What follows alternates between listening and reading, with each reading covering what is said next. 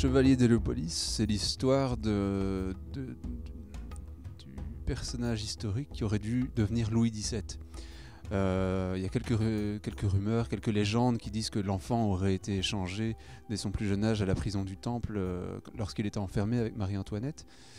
Et on s'est servi de ces légendes donc, pour créer notre histoire, à savoir raconter que dans ce scénario, que l'enfant aurait été échangé avec un autre et serait parti et recueilli par des chevaliers alchimistes dans le nord de l'Espagne pour recevoir leur enseignement en fait. Et donc c'est tout le parcours de ce personnage qu'on va suivre et sa quête pour l'immortalité, qui est la quête de l'alchimie quoi, en fait. Mon but premier dans ma démarche, parce que c'est moi qui suis allé vers lui, c'était ma volonté de bosser avec lui. En fait, j'avais toujours été fasciné par le personnage, pas seulement dans la BD, mais par ses films, par tout ce qu'il écrit. Et donc j'ai pris l'initiative d'aller le rencontrer. C'est ainsi que ça a commencé. Je ne savais pas du tout à quoi m'attendre. Il y a tellement d'histoires qui courent sur sa façon de travailler.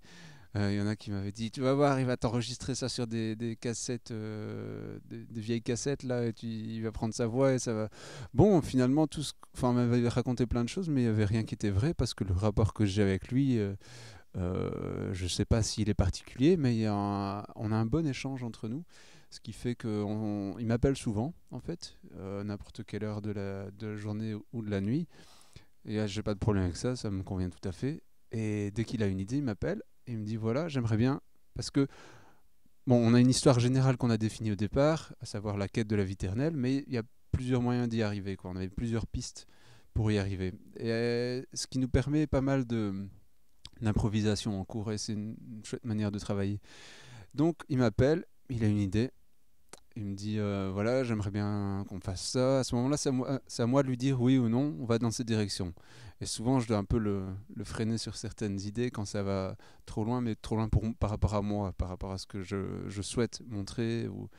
Et en général, on parvient toujours, il y a une bonne fusion entre nous, ce qui fait qu'on parvient toujours à trouver le bon angle d'attaque pour poursuivre l'aventure. Et à partir de là, il écrit le scénario. Et il me l'envoie, c'est un déroulé des séquences, donc pas découpé en planches. Et donc c'est à moi de faire ce que je veux avec son scénario, de le modifier ou pas pour que ça tienne en pages, qu'il y ait un bon équilibre dans les pages, quoi. C'est à moi de réécrire. Je réécris pas l'histoire, mais je réécris pour que ça se tienne en page en fait. En alchimie, il n'y a pas de livre sur l'alchimie. Je parle de texte.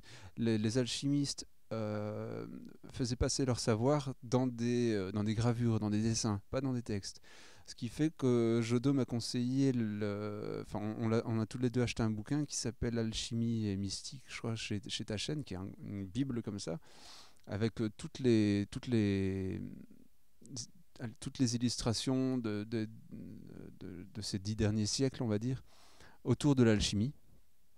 Et ça, c'est un peu notre base pour apporter toutes les symboliques dans cette histoire. Parce qu'il y a beaucoup d'histoires cachées dans l'histoire. Si vous voulez, quand vous lisez l'histoire, vous pouvez prendre ça comme une simple aventure, des fois comme des scènes avec un certain second degré, pourquoi pas, mais il y a beaucoup de sens cachés à certaines scènes.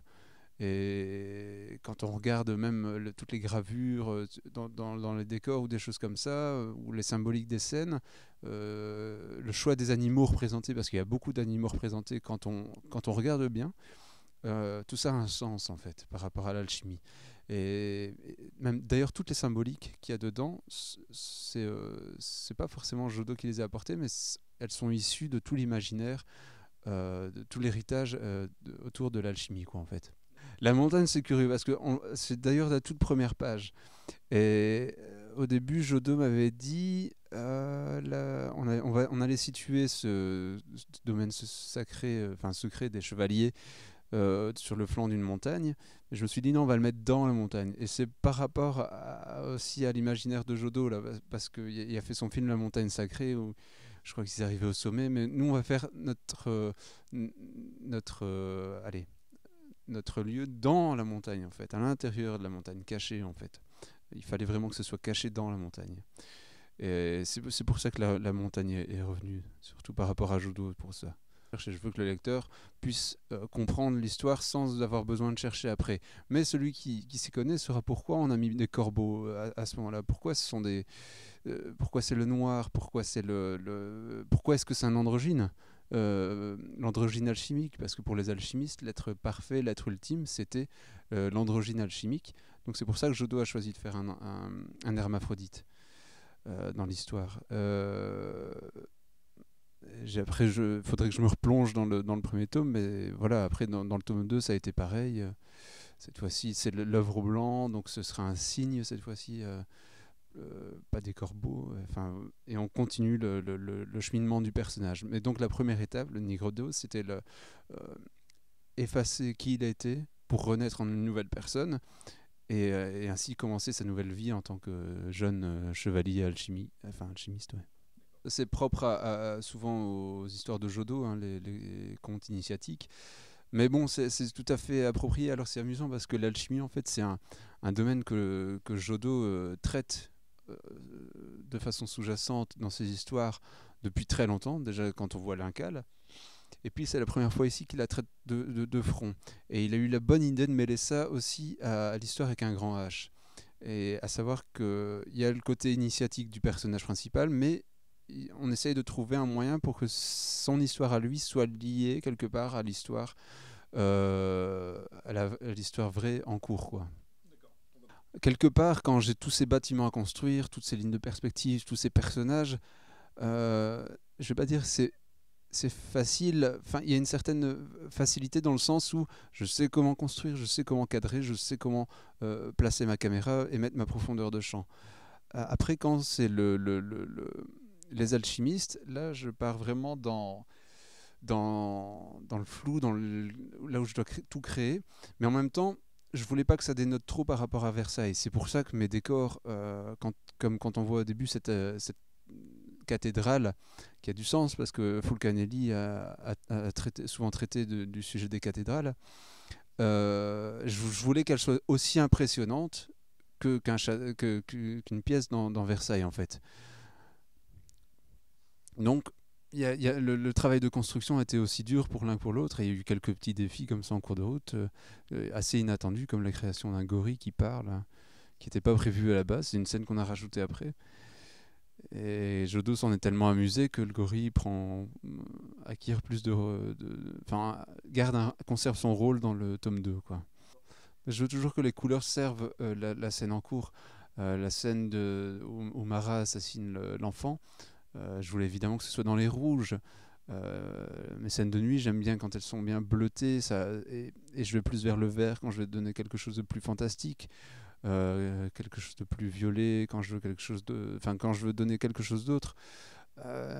Pour moi, la couleur, je les ai pas faites dans cet album, hein. C'est un artiste espagnol qui s'appelle Felideus, et j'ai rencontré sur Facebook, et qui est très doué. Et c'est vrai que comme j'avais tellement de temps à consacrer au dessin dans cet album que pour sortir un album par an, il fallait que je confie les couleurs, donc c'est lui qui s'en est chargé. Mais j'ai toujours gardé un œil dessus, et à savoir que toutes les ambiances de couleurs, c'est moi qui lui ai demandé à l'avance de partir pour ces tonalités-là. C'est ce que j'essaye d'apporter, c'est ce que j'essaie moi d'apporter à ces séries, quoi. Dans Barracuda aussi, je jouais beaucoup sur le mouvement, sur le rythme, et j'essaye de faire pareil ici avec les Chevaliers, en imposant une rythmique qui est, même quand il n'y a pas de scène d'action, j'essaye que ça continue, qu'on ait toujours envie de continuer à lire. Donc c'est ce que j'essaye d'apporter moi à mon niveau, quoi. C'est plus une façon de dessiner la BD qui se rapproche du cinéma. C'est plus la méthode Jean Dufaux, on va dire. Ça, c'est quelque chose que je dois beaucoup à Jean, que j'ai appris avec lui. Parce que c'est vrai que pour ce qui est du dessin, bon, j'ai beaucoup appris avec Delaby, même tout, mais pour ce qui est du scénario et du sens du rythme, ça, je le dois surtout à Jean Dufaux, qui lui, par son... en ayant fait 6 albums avec lui, où j'ai quand même bien retenu les leçons de cette façon de raconter les histoires, et qui me convient tout à fait, en fait. Donc je me suis approprié, qui est pas propre à moi ou à Jean, mais qui concerne plus le cinéma en général, quoi. C'est une façon de raconter très cinéma, et c'est la façon dont j'ai envie de faire mes BD, et je m'éclate bien comme ça, quoi.